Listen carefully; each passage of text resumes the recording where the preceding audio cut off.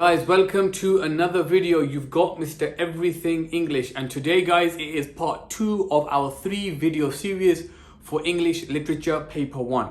Now if you haven't watched yesterday's video, which is the video directly below this one, I encourage you to go and watch that video, because a lot of the language that I'm going to use today, like AO1, AO2, AO3, that was addressed and explained in yesterday's video.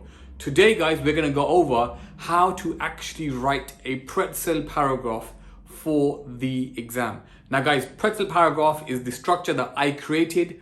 I think it fits perfectly, but if you want to use PL, Peter, I don't know, P, don't use P, it's too basic, but use whatever you feel comfortable with. But I encourage you all to use pretzel. Now very quickly guys, what does pretzel stand for? So let me just check guys, are we in the shot?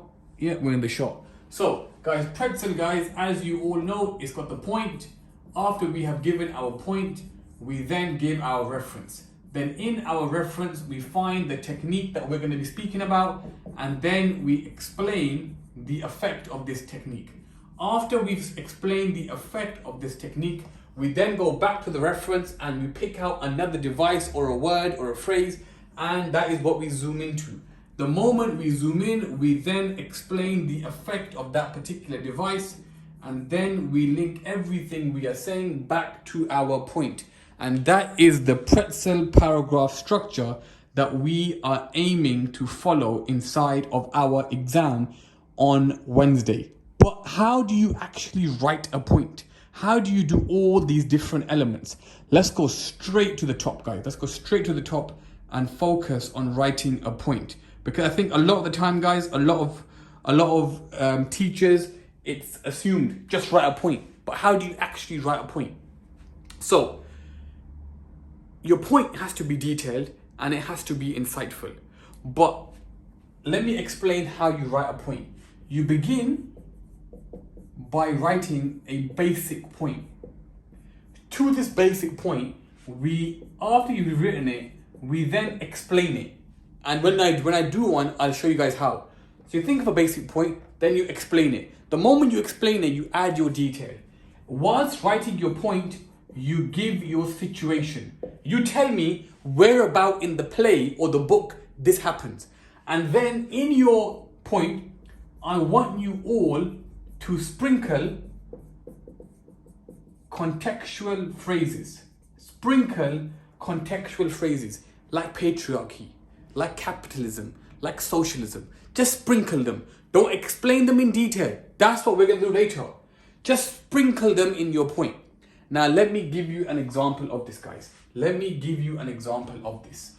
Let's say I began with my point.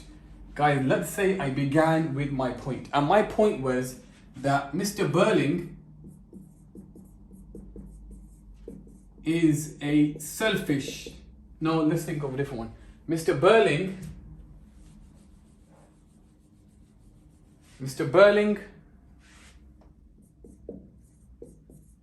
is a character who thinks he is powerful. Is that point correct? Is that point correct? Yes, this point is indeed correct. But is it a good point? Not really. It's okay.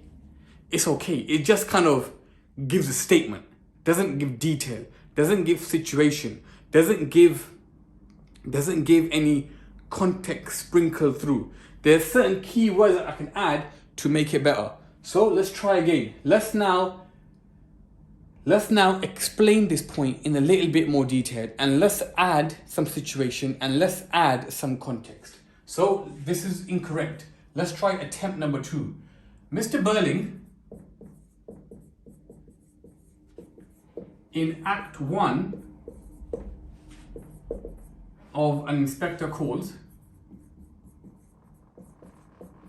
Now, I've already given my situation. I've already told the examiner that I know what I'm talking about. I know that what I'm going to say is evident in Act 1. Mr. Burling in Act 1 of An Inspector Calls, during his conversation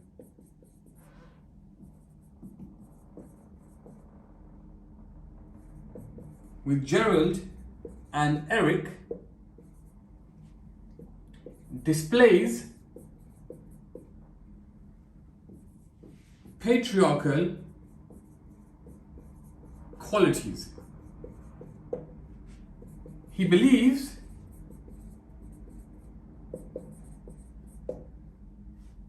that as a rich capitalist man,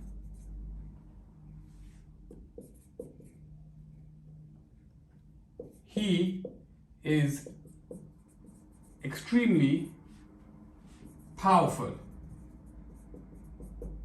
if not untouchable. Now, what did I just do there, guys? How did I turn that top point, which is a very basic point, into a much, much better point at the bottom?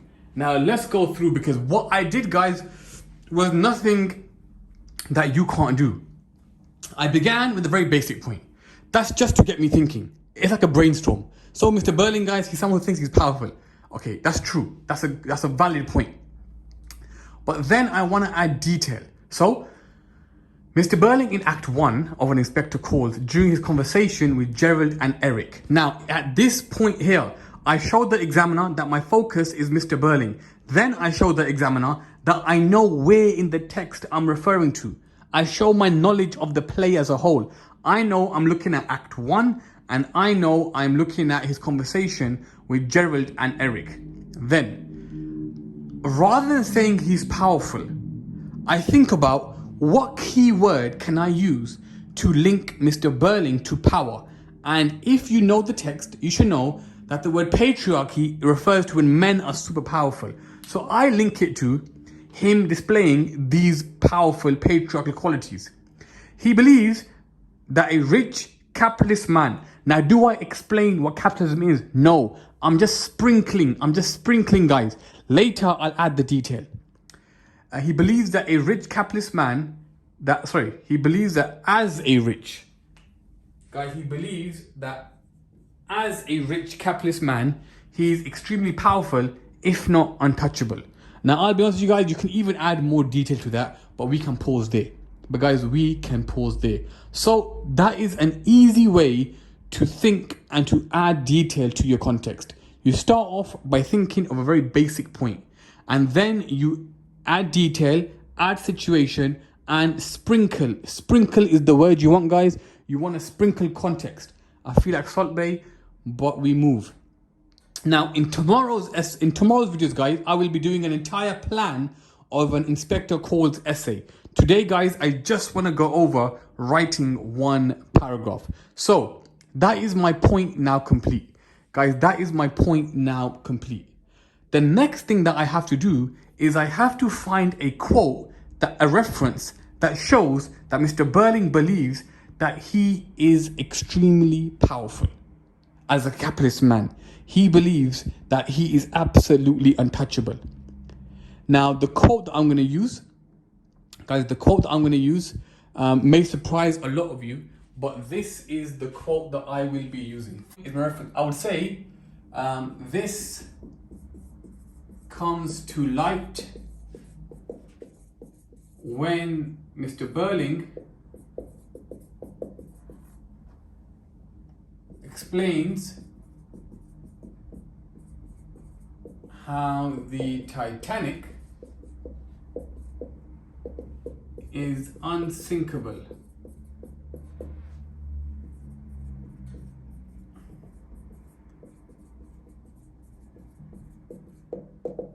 Absolutely unsinkable. That is my reference complete. Now, the only thing, guys, that I want to say about reference is please make sure you embed your quote. Guys, please make sure you embed your quote. Now, what do I mean by embedding your quote? Please don't just do this. Don't write your point, do a full stop, and then just write your quote. Let it fit into your writing. So this comes to light when Mr. Berling explains how the Titanic is unsinkable, absolutely unsinkable. The next thing you want to do is go straight into your technique. You want to go straight into AO2 because AO1 is now complete. Now, don't say that the writer uses many language devices. Pick the one that you want to talk about. the use of symbolism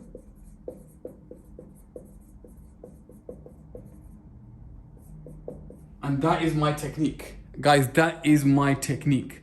So now I've explained my P, my R, and my T. And then we go on and we explain the effect. Now this is the hardest and the most important part of the paragraph. Now, how do we explain the effect? We bounce, guys, we bounce. What do? We give one effect and then we explain the effect of this effect. And then we explain the effect of this effect. And we keep going until we think we've written in enough detail. Now, again, let me explain what I mean, because this is one of the hardest parts, explaining the effect. The amount of messages, guys, that I get about not the point or the reference or the zooming in, but how do you, sir, actually explain the effect? The first thing you do is you think about, okay, how does symbolism link to my point? My point was that Mr. Burling thinks he's powerful. So, how does symbolism in this quote link to that? The use of symbolism displays the power of Mr. Burling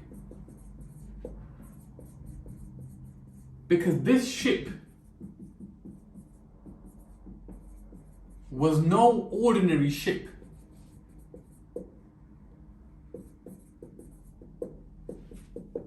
It symbolized wealth, capitalism, and progress. Everything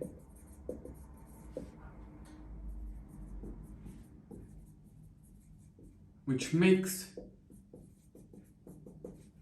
Mr. Burling powerful. That is my first effect. That is, guys, my first effect. So my first effect is this, that the symbolism, when he says unsinkable, absolutely unsinkable, it's not just the ship he's referring to. That ship symbolizes wealth because it was a rich man's ship. It's like Richard Branson going to space. The people that go to space are of a certain kind of clout. They're a certain type of person.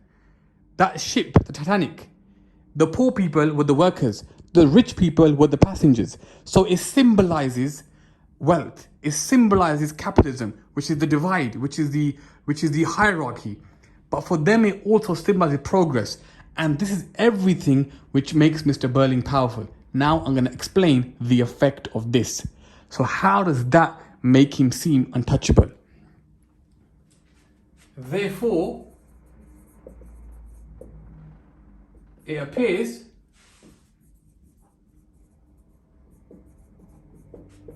that, like the ship, Mr. Burling also believes his power can never be touched. Can never sink. Can you guys see that? Alright, cool. Now guys, I will keep doing that. I'm going to pause it there, guys, again because of space, but I will keep doing that until I can't think of anything else. I explain my effect and I explain my effect. So what's the effect of Mr. Burling thinking he can never be touched? My next part would be that because Mr. Burling believes that he can't be touched, he does whatever he wants.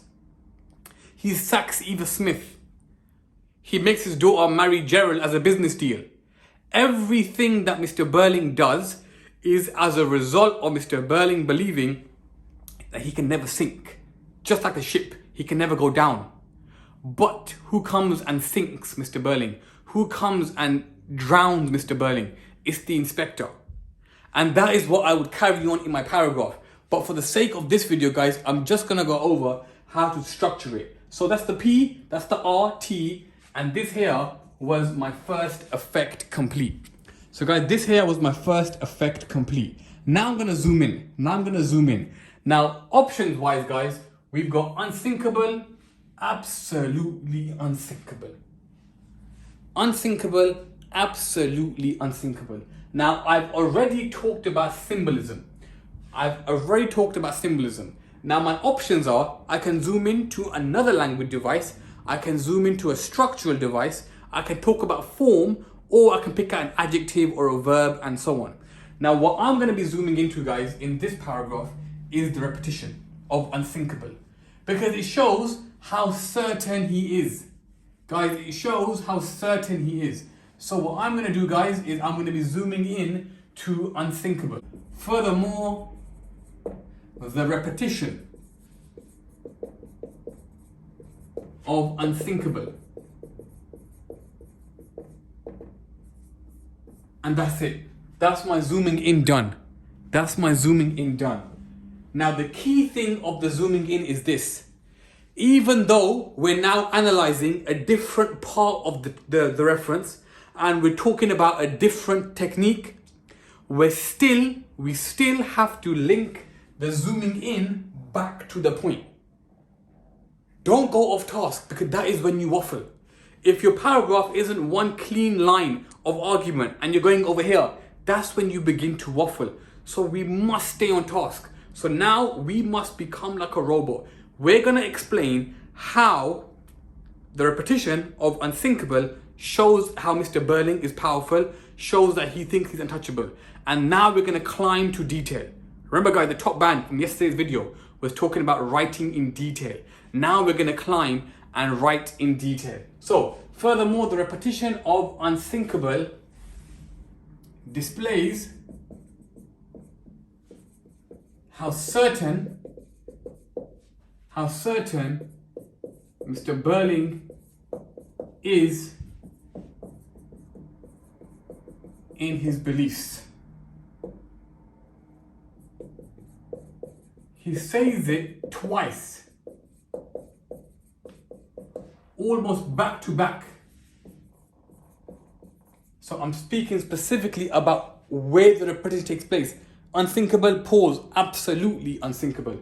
He says it twice, almost back to back, which signifies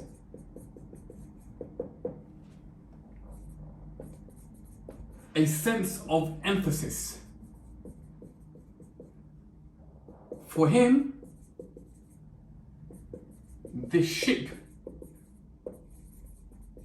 represents everything he believes in. As a result, guys, that's my effect. I'm going to end the paragraph here because of space. That's my effect, guys. As a result, I'm going to link everything now, guys, back to the top.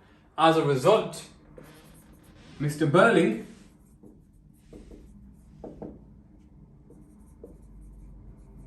makes himself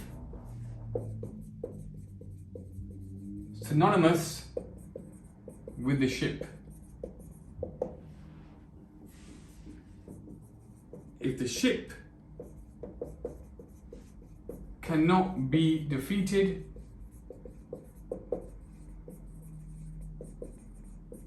neither can he. And that is where I end my paragraph, linking everything I said to the idea that Mr. Burling can never be defeated because Mr. Burling believes that he is super untouchable. Now, guys, that is an example. Now, I know I've been rubbing it off and so on, and I would love for it to have just been clean on your screen, PRTEZEL, but I hope you copied it as I went along. Now, whether you're doing Jekyll and Hyde, Christmas Carol, and Inspector Calls, whatever text you're doing, pretzel can be applied to all of them. Guys, pretzel can be applied to all of them because pretzel ticks off AO1, it ticks off AO2, and it ticks off AO3. So please get in the habit of using this. This is just my advice. Try to avoid using P and PL because they make it very hard for you to get the mark for detail. The mark for detail, guys, comes through in the Z and the E because that is when we dig a little bit deeper into the first reference. And in your exam, you want to produce 4 paragraphs like this, 10 to 11 minutes each, which is absolutely doable. For the English literature exam, guys, time is not my concern. Now, guys, my advice is this. Between now and your exam, look at questions. So pull out Inspector Calls, Christmas Carol, Jekyll and Hyde, pull out questions and try to write pretzel paragraphs for them for those questions and see how you get on. All right, cool, guys. Tomorrow, I'm going to plan an entire English literature essay just so you can see what you have to do in your exam. So where do you talk about structure? Where do you talk about form? Where do you talk about language? In what paragraph do I think you should be talking about context? That way I want to make it absolutely clear that we all hit all of the mark scheme when we do our exam on Wednesday. Okay guys, it's been Mr. Everything English. I'll speak to you all tomorrow. Peace.